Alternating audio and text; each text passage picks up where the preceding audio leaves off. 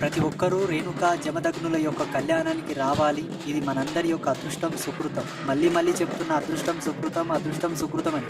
ఎందుకు చెప్తున్నానో మీకు అర్థం కాదు, నాకు తెలుసు దాని యొక్క విలువ. ఒక వజ్రం విలువ బయట బంగారు షాప్లో చెప్తారు.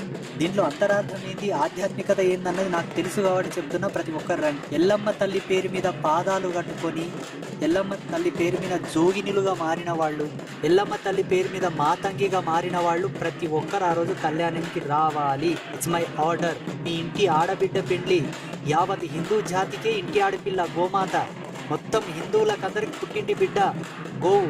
మీ ఇంటి బిడ్డ పెళ్ళికి మీరు రాకుంటే ఏమైనా పాకిస్తాన్ వాళ్ళు వస్తారా, మీకు ఆఫ్ఘనిస్తాన్ వాళ్ళు వస్తారా? వచ్చి ఆ తల్లికి తలవాళ్ళు వేసి ఇక్కడ అన్నం కడుపులు వేసుకొని తలంబ్రాలు ఇస్తారు, తీసుకొని పోరి. మాతంగులు కానీ మాతంగినీలు జోగినీలు ఎల్లమ్మ తల్లి పేరు మీద పాదాలు కట్టుకొని, ఎల్లమ్మ తల్లికి సంబంధించిన బోధనే ఆ పాదాలు. అది అసలైనటువంటి ఉపదేశం అని ఒక రకంగా ప్రచారం చేసేసి పెద్ద మనసులు. చెప్తా, ఎప్పుడు చెప్తానో దాని గురించి ఒకరోజు టైం వచ్చినప్పుడు చెప్తా, తప్పకుండా చెప్తా. అటువంటి దివ్యమైనటువంటి కళ్యాణ మహోత్సవం